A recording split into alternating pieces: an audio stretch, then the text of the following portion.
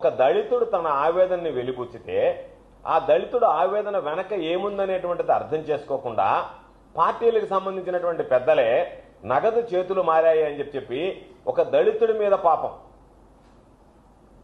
నిందలు వేయడం ఎంతవరకు సమంజసం అనేటువంటిది ఆలోచన చేసుకోవాల్సినటువంటి సందర్భం. సరే, దీనికి పరాకాష్ట పాపం చంద్రమోహన్ రెడ్డి ఆ దళితుడిని అనేక రకాలైనటువంటి పెంచిలేని బతిమాలినట్టుగా బామాలినట్టుగా మా దగ్గర ఏదో మాకు తెలిసింది. కానీ అతను లొంగలేదు, నీతిగా నిజాయితీగా నిలబడ్డాడు. జరిగినటువంటిది నేను చెప్పాను అని మాట్లాడాడు. కొంతమంది బీజేపీ వాళ్ళ చేత మాట్లాడిచ్చాడు, చంద్రమోహన్ రెడ్డి మాట్లాడుకున్నాడు. వీటన్నిటికీ పరాకాష్ట ఏంటంటే చంద్రమోహన్ రెడ్డి తాను నిజాయితీ పరుణ్ణి నిరూపించుకోవాలి, లేదు తాను అవినీతికి పాల్పడలేదు అనేటువంటిది నిరూపించుకోవాలి. వీటన్నిటిని పక్కన పెట్టి నిన్న రాత్రి వెంకటాచలం పోలీస్ స్టేషన్లో నిందితుడు 1 కింద 3 నేను అడిగినట్టుగా మాట్లాడాడు కాబట్టి 3 లక్షల రూపాయలు అతనిని నిందితుడు 1 కింద అక్యూజ్డ్ 1 కింద పెంచలేయ పేరిట దానిని వాట్సాప్ లో ఫార్వర్డ్ చేశాను కాబట్టి అక్యూజ్డ్ 2 కింద మా మీద కేసు నమోదు చేయడం జరిగింది. ఇది బహుశా ఒక వాట్సాప్ లో పంపిస్తే లేదా ఒక వ్యక్తిని గురించి మాట్లాడితే కేసులు నమోదు చేయడం ప్రారంభిస్తే ప్రతిరోజు వందలాది కేసులు నమోదు చేయాల్సి వస్తుంది పోలీసులు. కాబట్టి చంద్రమోహన్, నువ్వు అనుకుంటున్నావేమో పోలీసులకి, కేసులకి, జైళ్లకి భయపడేటువంటి వాళ్ళం కాదు.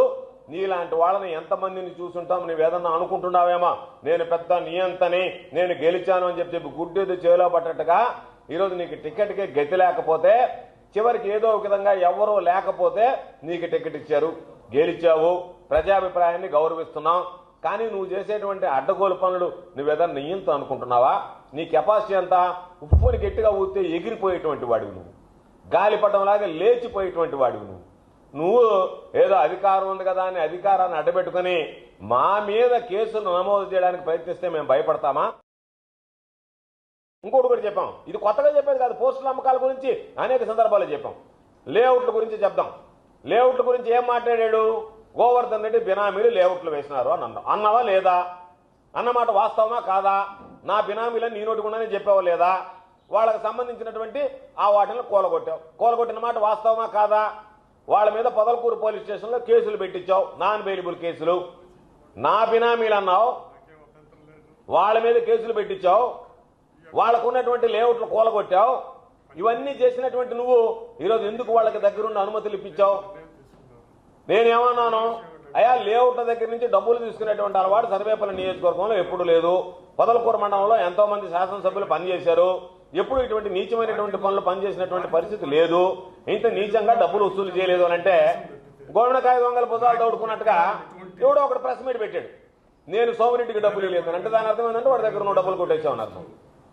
కొట్టేసి నువ్వు ఆ డబ్బుల నుంచి బయటపడాలంటే మీరు పోయి ప్రెస్ మీట్ పెట్టమన్నావు. లేకపోతే నేను పలాని వాడు డబ్బులు ఇచ్చాడు అని నీతో మాట్లాడకపోతే నువ్వు వాడి చేత ఎందుకు ప్రెస్ మీట్ పెట్టించి మేము డబ్బులు లేదని చెప్పించావు? ఎవరినైతే బినామీలు అన్నావో, ఎవరినైతే నువ్వు అన్నావో వాళ్ళు ఏం చెప్పారు? సోమిరెడ్డి ఆధ్వర్యంలో మేము లేఅవుట్లు వేస్తున్నాం అన్నారు.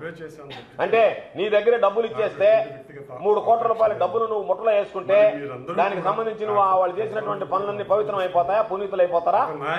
ఈరోజు ఏ వ్యక్తుల మీద అయితే నువ్వు దాడి చేసావో, బ్లాక్ మెయిల్ చేసి ఆ లేఅవుట్ల వాళ్ళ దగ్గర డబ్బులు తీసుకున్నటువంటి బ్రతుకు నీదొక బ్రతుక? నువ్వు ఒక మనిషివా? నీదొక మనిషి జన్మ.